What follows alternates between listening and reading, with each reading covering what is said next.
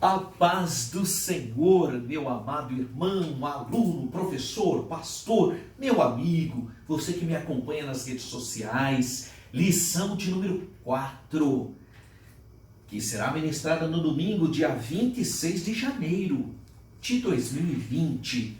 E o nosso textuário, Salmo 32:9, os salmos são hinos, poemas, ele diz assim: não sejais como o cavalo, nem como a mula, que não tem entendimento, cuja boca precisa de cabresto e freio, para que se não atirem a ti. É uma palavra exortativa.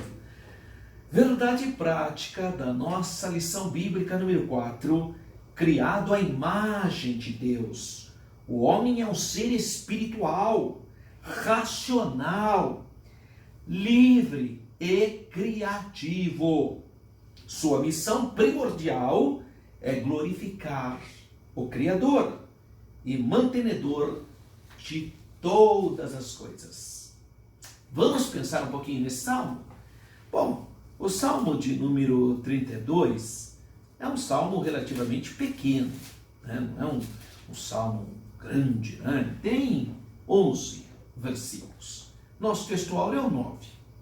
Esse salmo de Davi, está escrito aqui, mas que o de Davi, fala da felicidade do homem perdoado e exortação ao arrependimento. Cavalos e mulas, é o que diz o versículo 9. Não sejais como o cavalo, nem como a mula. Em outras palavras, você não deve ser que nem um animal, irmão, pelo amor de Deus. Porque tem gente que age que nem um animal. E ele está falando que não seja como um cavalo ou como uma mula. Então não seja como animal. Por quê? Porque esses animais simbolizam, sabe o quê? A estupidez. A estupidez bruta. A irracionalidade. É o símbolo da irracionalidade, irmão. Então é por isso que no seu cântico o salmista fala: não seja como o cavalo, como a mula. Porque não pensa, né? Como é que faz? Como é que você, para ter domínio, tem que pôr cabresto? Não tem jeito, tá? Então ele vai falar isso aqui, cavalos e mulas são animais que simbolizam a estupidez bruta. Não são eles as fontes da sabedoria. Então você não vai ninguém falar: eu estava meditando que nem aquele cavalo. Isso não existe, irmão, pelo amor de Deus, né? Porque não são fontes de sabedoria. Pelo contrário, né? Então, se você quer ofender alguém, fala: nossa, você parece um cavalo, quer dizer, você associar a brutalidade. Isto posto, não devemos agir como esses animais. Não devemos agir como animais. Quando o Senhor falar, use de inteligência. Reflita a inteligência do seu Criador. Essa é a ideia. Cavalos e mulas, uma vez domesticados pelos homens, agem em consonância com o que lhes é requerido. Eles assim agem porque o homem os força e constrange a agir assim. O Senhor está procurando por homens que acolhem a verdade de maneira voluntária. É o livre-arbítrio. Quem crer e for batizado será salvo, e quem não crer será condenado. Mas a decisão é sua. Você tem que confessar, mas você não é obrigado. A Bíblia diz: não é pela força, nem pela violência, pelo meu espírito. Por quê? Sempre é o Espírito da graça que toca no coração de todos os homens. E aí, com esse toque, você pode crer ou rejeitar, ou resistir à palavra da salvação. Então o Senhor está procurando pessoas que sejam voluntárias, responsáveis. Ele quer que os seres inteligentes demonstrem a sua inteligência e apliquem na vida espiritual. Por isso que eu estou falando de livre-arbítrio, irmão. Porque uma pessoa que não tem a liberdade de escolha, então ele não pode ser responsabilizado. Está me entendendo? Uma pessoa que não tem liberdade para escolher amar a Deus, na verdade, ele não está amando a Deus. Se ele foi predestinado a amar, isso não é amor. O verdadeiro amor tem que ser de uma escolha espontânea. Aí é amor. A verdadeira liberdade tem que ser espontânea, porque senão não é liberdade. Então, essa história de predestinação, essa história de destino, que a pessoa não tem como fugir daquilo, então qual é a responsabilidade dele? Não tem como fugir. Então, vivemos um teatro? Não. Deus ama a humanidade. E o Espírito da graça, né? Porque a graça de Deus se há manifestado, trazendo salvação a todos os homens. Então, primeiro a graça de Deus toca em nós. E aí a gente tem condições de crer ou simplesmente rejeitar.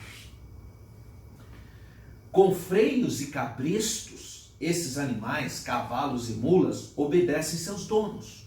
O cavalo precisa de algo que o force, ou então que presumivelmente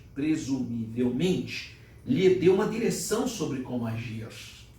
Um homem que se recusa a aceitar as instruções do Senhor se parece como um cavalo estúpido também, não é? O qual precisa de impulso para fazer o que é correto. O Senhor espera de nós obediência inteligente e voluntária. Se é a verdadeira vontade de Deus, né? Que eu tome essa atitude, porque o Espírito Santo tocou em mim e eu voluntariamente confesso o Senhor como meu Salvador pessoal. Graças a Deus. Bom, a leitura bíblica de classe está em Romanos. Epístola de Paulo aos Romanos, capítulo 12, versículos 1 a 10. Nós temos 5 subtópicos para trabalharmos nessa lição. São os objetivos específicos. Primeiro, explicar a espiritualidade humana. 2, radiografar a racionalidade humana. 3, expor a sociabilidade humana. 4, aclamar a liberdade humana. E 5, pontuar o trabalho e a criatividade humana. Ponto comum, ou ponto central, o ser humano é um ser espiritual, racional, livre e criativo. Então, na aula de hoje, nós vamos estudar os principais atributos do ser humano. Espiritualidade, racionalidade, sociabilidade, liberdade, criatividade. Veremos que o homem, apesar da queda, continua a executar a missão que Deus lhe entregou no Éden. A desobediência humana não frustrou os planos de Deus. Se Deus assim nos dotou, usemos cada um de nós, dos nossos atributos, para glorificá-lo. Em suma, portemo-nos de tal forma que o Pai Celeste seja exaltado eternamente através das nossas qualidades espirituais, psicológicas e físicas. Que o Espírito Santo abra o entendimento, abra nossa mente e leva-nos a conhecer as demandas e reivindicações da Santa Palavra. Primeiro, a espiritualidade humana. Primeiro, origem divina de nosso espírito. Após formar Adão do pó da terra, o Senhor Deus soprou nas narinas o fôlego de vida, algo que ele não fez nenhum animal. Você não vê isso, irmão. Pode ler lá, capítulo 1, capítulo 2 de Gênesis. Deus cria a baleia, cria os grandes répteis, cria o gado miúdo, cria as aves, os répteis. Ele não sopra não, ele cria a alma vivente, mas ele não sopra. Agora o homem não. O homem, diferentemente, ele faz do pó da terra aí, sopra o seu espírito no homem. Olha que coisa linda. Então, a partir daquele momento, o homem passou a ser a alma vivente, mas pelo sopro de Deus, diferentemente dos animais. 2. O anseio natural do espírito humano, sendo proveniente de Deus, o espírito humano anseia pelo nosso Pai, conforme Paulo muito bem acentuou os atenienses em Atos 17, 21 e 22. Já o salmista confessou que a sua alma suspira por Deus, A minha alma tem sede de Deus. Infelizmente, não são poucos os que, devido à sua vida ímpia e blasfema, sufocam o seu anseio pelo Criador. 3. A revivificação do espírito humano. Através de sua morte redentora, o Senhor Jesus vivifica o homem e faz morto espiritualmente. Então, o homem morto espiritualmente, que jaz morto espiritualmente, que está lá caído, o Senhor Jesus ressuscita. Só Ele é a ressurreição e a vida. Graças a Deus. Isso mostra a eternidade de Jesus, né? Como pode ser a ressurreição e a vida? Só Deus mesmo, né? A natureza dele. Síntese do tópico 1. A natureza do ser humano é distinta, tanto em relação a Deus, quanto em relação aos anjos. Nós temos um subsídio didático pedagógico. E 2, a racionalidade humana. Deus é um ser racional. Certa vez o Senhor desafiou o povo de Judá, que caíra na apostasia, a argumentar acerca do verdadeiro caminho. Portanto, ele requer dos seus servos uma postura racional, porquanto dotou-nos de razão. John Stott dizia: crer é também pensar. É a obra do livro dele, né? De um dos livros dele. Nós temos uma natureza animal e bruta, mas raciocínio e inteligência. Então, nós temos uma natureza animal e bruta, mas racional e inteligente, que difere dos animais. 2. Harmonia entre racionalidade e espiritualidade. A verdadeira espiritualidade manifesta-se de maneira racional, pois o nosso Deus é um ser racional. Ele não é um Deus de confusão. Para que o agrademos, o Espírito Santo nos desenvolve a inteligência espiritual. Colossenses 1:9. E 3. O culto racional agrada a Deus. Posto que Deus é um ser racional, devemos cultuá-lo de maneira racional. Isso significa, antes de tudo, que a nossa adoração a Deus tem de ser perfeitamente entendida, explicada e praticada. Então, a racionalidade, né? De outra forma, não tem valor. É como os pagãos, né, que adoram uma imagem, por exemplo. Está lá, acende vela para uma imagem, beija a imagem, toca na imagem. Irracionalidade, irmão. Porque a imagem tem boca, mas não fala, tem olho, mas não vê, tem mãos, mas não apalpa, tem pés, mas não anda. Então, crer é também pensar, precisa ter racionalidade, entender que Deus é espírito. O verdadeiro adorador, como diz João capítulo 4, o adora em espírito e em verdade. Aliás, o culto cristão é o mais racional de todos, apesar de parecer para os incrédulos o quê? Loucura. Síntese do tópico 2. Deus é um ser racional. Logo, há perfeita harmonia entre a genuína razão e a fé bíblica. Outro subsídio bíblico-teológico. 3. A sociabilidade humana. 1. A solidão é nociva ao ser humano. Então, quando Deus foi criar o homem, ele falou, no capítulo 2, versículo 18, não é bom que o homem esteja solitário. Não é bom que o homem esteja só. Deus é especialista em gênero humano. A Bíblia é o manual do homem, né? Da criação do homem, da salvação, do plano da salvação. Mas Deus, que é especialista em gênero humano, está falando que não é bom o homem ficar sozinho. Um poeta do século XVII inglês diz que nem o homem é uma ilha, né? Por esse motivo, Deus fez a mulher para que o homem tivesse uma companhia o quê? Idônea, sóbria, sábia. Somente os que se insurgem contra a verdadeira sabedoria buscam viver isoladamente e solitariamente. 2. A família é a origem da sociedade humana.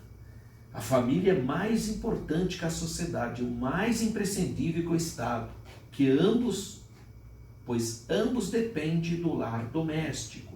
Salomão, dos maiores estadistas de todos os tempos, escreveu 2 salmos, o 127 e o 128, exaltando o papel fundamental da família na sociedade e no Estado. E 3, a Igreja de Cristo, a sociedade perfeita. No Novo Testamento, a Igreja de Cristo é apresentada como sociedade perfeita, porque nela todos formamos o quê? Um único corpo. Essa união impensável, isso é organismo, não estou falando de organização, estou falando de organismo. Essa união impensável em termos sociológicos é denominado mistério de Deus pelo apóstolo Paulo em Efésios 3, 1 e 12. A igreja, organismo, corpo de Cristo. Síntese do tópico 3. Deus criou seres humanos gregários e sociais. A solidão é contrária à natureza humana. Então Deus quer que todos nós, estejamos unidos. Olha o Salmo de número 133. Como é bom, eis como é bom que os irmãos vivem em união. Aí ele dá 2 exemplos geográficos, ou cultural, é como óleo precioso que desce sobre a barba de Arão, sobre a orla dos seus vestidos. É como o orvalho do Monte Hermon que desce. A pessoa chega cansada, aquele calor, chega no sopé do Monte Hermon, aquela brisa refresca, novo ânimo, Então, a união entre os irmãos, é isso que acontece, São símbolos de como é bom estarmos unidos.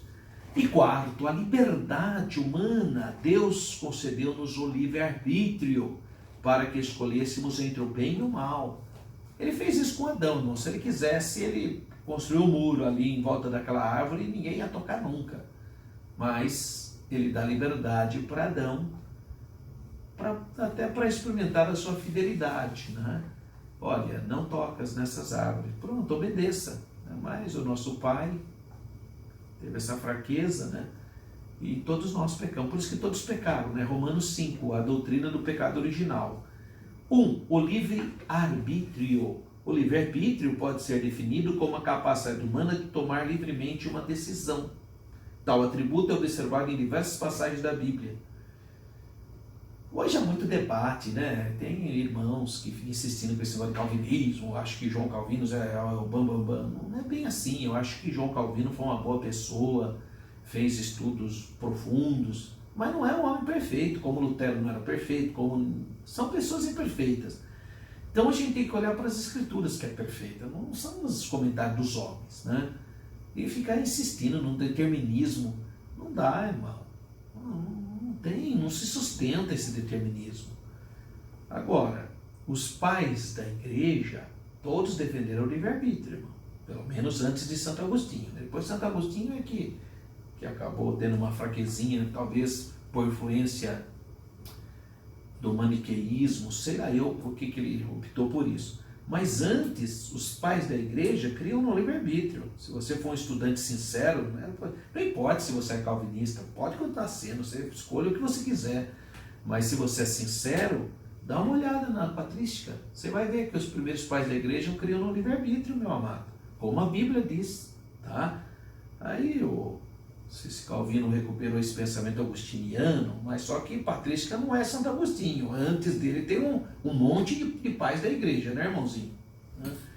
Então, o livre-arbítrio é algo fantástico, Porque aí não dá para o homem culpar ninguém, A decisão foi sua, meu amado. Porque senão você culpa os outros, Porque se você foi predestinado, fala, irmão, você vê, não pude fazer nada, eu fui destinado. Então não é culpa sua, Porque você não tinha opção. Mas no livre-arbítrio você é responsável, meu amiguinho. É você que toma a decisão. Quem crer e for batizado será salvo. E quem não crê, você não creu, será condenado. Você não foi predestinado a ser condenado. É você que não creu. No livre-arbítrio, o amor é verdadeiro. Porque você ama, se quer amar a Deus. É uma escolha sua. Você não foi feito uma máquina que tem que adorar a Deus. Porque essa é uma máquina, Se a pessoa foi destinada a adorar, você não tem jeito de não adorar. Você é obrigado a adorar. Então não é nem adoração. Não é nem amor isso aí. Para mim isso não é amor, porque você foi condicionado a amar. Agora, se você escolheu amar, é isso que eu acho maravilhoso no cristianismo, Porque nós temos a liberdade de amar a Deus. Olha que coisa linda. Pela misericórdia de Deus, porque a graça de Deus tocou em mim, eu escolhi amar a Deus. Eu amo a Deus. Não foi imposto. Não é porque eu fui predestinado a amar, não. Eu escolhi amar a Deus. Eu amo a Deus. Coisa linda, né? Isso é amor verdadeiro. Agora, se eu fosse predestinado a amar, irmão, aí não é amor verdadeiro, né? Aí eu não tenho opção. Então, mesmo se eu não quisesse, eu ia ter que amar. Olha que situação. Não dá, né? Então, o livre-arbítrio é essencial para a gente entender o amor de Deus, entender o plano de salvação. Né? 2. O ato de decidir. Segundo a Bíblia, o ato de decidir entre o bem e o mal, entre Deus e os ídolos, entre aceitar a Jesus e recusá-lo, é um direito que Deus nos concedeu. Esse Deus maravilhoso. Falou, não, você vai escolher. Você que vai ter, você que vai fazer suas escolhas. Né? E 3, a soberania de Deus. Já que Deus concedeu-nos o direito de escolha, hajamos com responsabilidade e discernimento, porque todos os seres responsabilizados, porque todos seremos responsabilizados pelas nossas escolhas. Portanto, o livre-arbítrio humano e a soberania divina não são excludentes, são perfeitamente harmônicos. Resumindo, Deus concedeu o livre-arbítrio ao ser humano para que escolhesse entre o bem e o mal. 5. A criatividade humana e o trabalho. Trabalho não é a consequência do pecado, irmão, porque Deus já estabeleceu Adão para cuidar do jardim, né? Trabalho é bênção, é bênção. Eu tenho incentivado o pessoal, trabalhe mesmo, irmão. Estuda, você vai... Tá, mas já estou com 80 anos, vai estudar inglês, vai estudar hebraico, sei lá, vamos pôr essa mente para funcionar, né? Vai fazer teologia, vamos para a escola bíblica dominical. Não fica parado não, irmão, é importante, é saudável trabalhar. Né? 1. A dignidade do trabalho. Deus criou o homem para trabalhar a terra, ará-la, transformá-la, a fim de torná-la habitável. Por conseguinte, o trabalho não é um castigo devido pelo pecado de Adão, mas uma bênção a todos os seus descendentes. A queda apenas tornou as atividades laborais mais árduas. A queda realmente trouxe o estresse, né?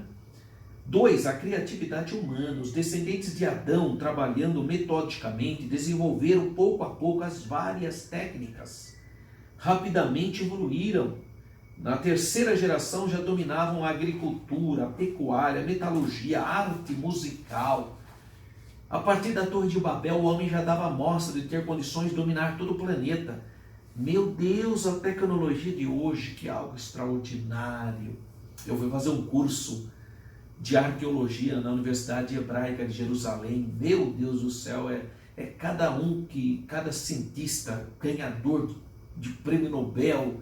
Recentemente eu estava brincando com os irmãos, mas é verdade, até o tomate cereja é uma invenção israelense. Esse tomatinho cereja que a gente come é uma invenção, irmão, de Israel. Olha que tecnologia, né?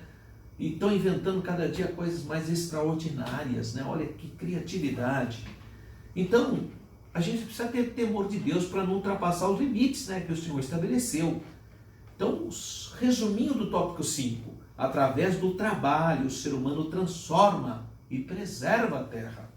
Outro subsídio teológico do panorama do pensamento cristão e as considerações finais. Em seu discurso em Atenas, que era uma cidade de filósofos, Acaia, naquele momento a capital era Corinto, mas Atenas era um centro de estudo irradiador da filosofia. Paulo reconhece em Atenas todos os atributos que o Criador concedeu ao ser humano. Apesar da queda, a humanidade vinha evoluindo continuamente.